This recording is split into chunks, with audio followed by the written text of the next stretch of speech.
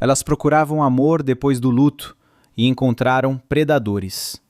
Cada mensagem parecia carinho, até virar a assinatura que levou casas, poupanças e vidas. Fique, porque o golpe mais cruel começa como consolo. Número 8. Kate Kleinert e o falso cirurgião do Facebook. Kate Kleinert acabou na Casa Branca alertando outras pessoas sobre um golpe que começou com um homem no Facebook dizendo ser cirurgião. Antes disso, ela era apenas uma viúva na Pensilvânia. O marido dela, Bernie, faleceu em 2009, depois que Kate deixou o trabalho para cuidar dele nos 2 últimos anos de vida. Aquela perda abriu um silêncio perigoso. E foi nesse espaço que o falso pretendente entrou, com mensagens, atenção constante e uma profissão escolhida para parecer confiável. A AARP informou que o golpe custou a ela cerca de $39 mil. Mas reportagens posteriores mostraram que o estrago foi ainda maior. Kate perdeu as economias de uma vida, perdeu a casa, perdeu seus cães. A fraude não esvaziou apenas uma conta bancária. Ela desmontou a rotina inteira de uma vida que já tinha sido transformada pelo luto. No fim, Kate estava quase sem dinheiro e sem moradia. Então, ela transformou aquela dor privada em alerta público. Tornou-se defensora contra fraudes e falou na Casa Branca, dando nome e rosto de viúva a um golpe feito para deixar as vítimas em silêncio. Número 7. Viúva de Massachusetts e a conta falsa de Tinashe Tipo. Um passaporte falso do Zimbábue ajudou a tirar $55 mil de uma viúva de 72 anos com Parkinson em estágio avançado. O primeiro contato veio pelo Facebook em 2016. Do outro lado da tela, um homem dizia ser engenheiro de obras na Flórida e pai de um menino. Depois, mudou a história. Afirmou que tinha conseguido um contrato de construção na Malásia. Ao longo de outubro e novembro, ele a pressionou a enviar transferências bancárias. Dizia que o dinheiro era para pagar impostos no exterior e consertos de equipamentos. Em seguida, contou que tinha adoecido e precisava cobrir despesas de hospital. Mais tarde, os promotores rastrearam a conta usada para receber o dinheiro até Fortune Aikoroji, também conhecido como Imoetinyan Aikoroji, um cidadão naturalizado dos Estados Unidos, nascido na Nigéria, de 33 anos. Ele havia aberto a conta usando o nome falso Tinashe Tipo. No dia 3 de dezembro de 2020, no distrito de Massachusetts, ele recebeu pena de 1 ano e 1 dia de prisão, além de liberdade supervisionada, restituição de $66.767 e perda de $75.500. O nome era falso, o prejuízo foi real.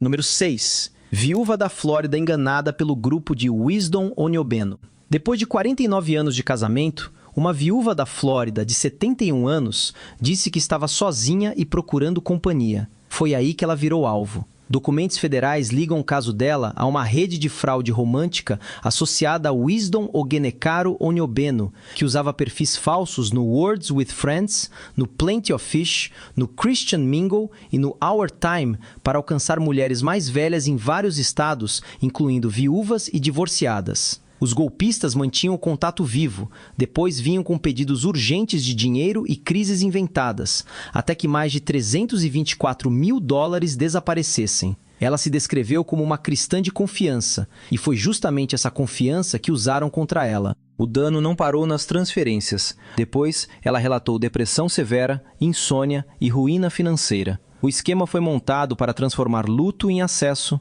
e afeto em vantagem. Não precisava de força, só de tempo, atenção e de uma pessoa solitária disposta a acreditar numa mentira. Foi assim que essa rede funcionou e foi assim que continuou levando tudo. Número 5. Viúva do Novo México e Sean Bartlett.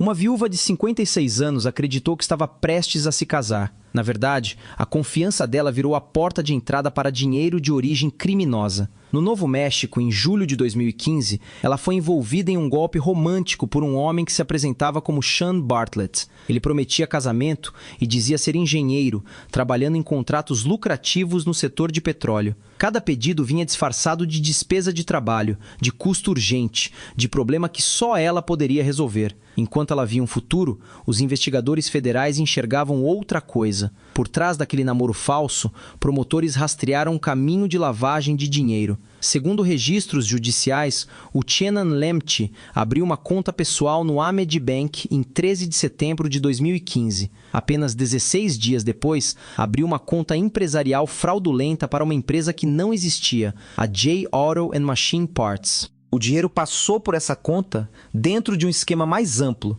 que misturava golpe romântico e fraude por e-mails corporativos. Transferências bancárias, acesso a contas online, mensagens de phishing e telas aparentemente comuns faziam parte da engrenagem. Em 6 de junho de 2024, um tribunal federal sentenciou Nilenk e determinou restituição, além de uma decisão financeira contra ele. A viúva não foi apenas manipulada por um falso noivo. A promessa era casamento, mas a máquina por trás dela tinha sido construída para roubar. Número 4. O golpe de Franklin Nwadialo contra Giovanni. Uma viúva perdeu a casa e as economias de toda uma vida depois de confiar em um homem que ela acreditou ter trazido o amor de volta após o luto. Os promotores disseram que esse homem era Franklin Ikechukwu Nwadialo, um nigeriano de 42 anos que usava a falsa identidade de Giovanni para aplicar um golpe romântico contra 8 vítimas, muitas delas mais velhas, viúvas ou divorciadas. Em 22 de junho de 2026, ele foi sentenciado no Tribunal Distrital dos Estados Unidos, em Tacoma, Washington, a 5 anos de prisão. Segundo os promotores, o esquema rendeu cerca de 3 milhões e 500 mil dólares. Nwadialo havia sido indiciado em dezembro de 2023 por 14 acusações de fraude eletrônica e foi preso em um aeroporto do Texas em 2024, depois de chegar aos Estados Unidos. As mentiras eram feitas para pressionar e esgotar. Uma missão militar no exterior, uma multa militar falsa de 150 mil dólares, custos de funeral para um pai, mensalidade escolar para um filho e pedidos de ajuda para investimentos serviam ao mesmo objetivo. Os promotores advertiram que algumas vítimas ainda podem enfrentar impostos, taxas e penalidades depois de liquidar casas e contas de aposentadoria. Giovanni não era uma pessoa, era um método. Número 3. Viúva de Rhode Island e General Matthew Weir.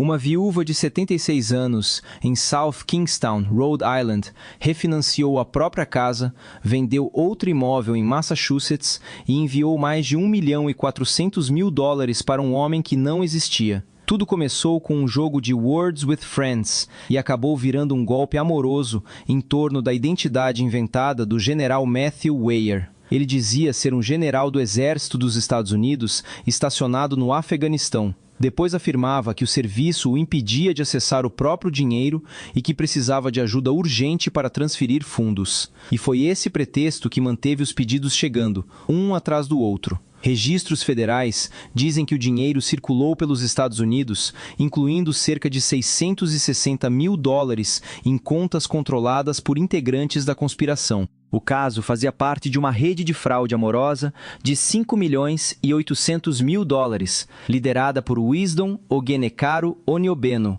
um nigeriano de 44 anos que vivia em Sandy Springs, Geórgia, antes de ser preso. Em outubro de 2024, Oniobeno foi condenado a mais de 10 anos em uma prisão federal. Para a viúva, a perda já estava registrada em escrituras, extratos bancários e na poupança da aposentadoria. As casas viraram garantia para um homem que nunca existiu. Número 2. O esquema de mira em viúvas de Utah, de Nellie Idowu. Mais de 6 milhões de dólares desapareceram num golpe romântico montado em torno de mulheres mais velhas que já tinham perdido o cônjuge ou o casamento. Promotores disseram que Nellie Idowu, de 39 anos, de Provo, em Utah, estava ligada ao esquema, que funcionou de 2017 a 2019. As vítimas eram descritas como, em sua maioria, viúvas e divorciadas com mais de 65 anos.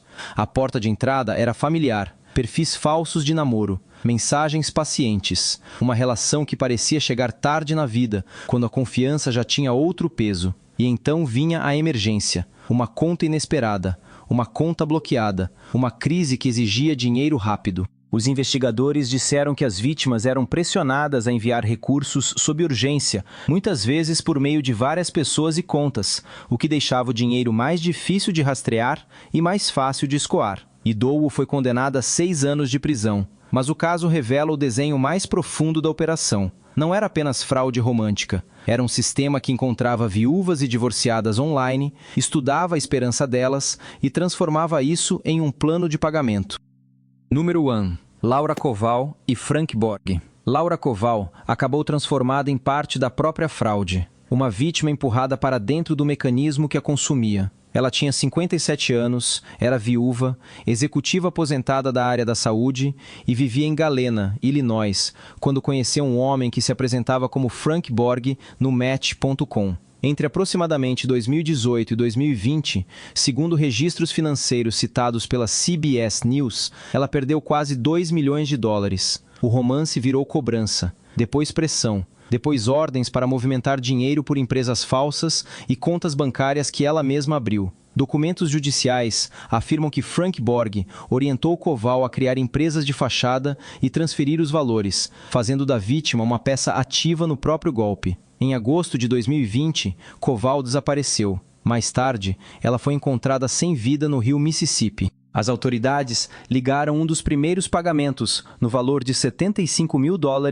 a intermediários financeiros nos subúrbios de Chicago. Jennifer Gosha, Samuel Aniuku e Anthony Ibeke foram associados à movimentação de valores vindos de golpes românticos. Aniuku recebeu pena de 10 anos de prisão. Gosha recebeu 3 anos de liberdade condicional, incluindo 6 meses de confinamento domiciliar. A fraude terminou no Rio. Koval também.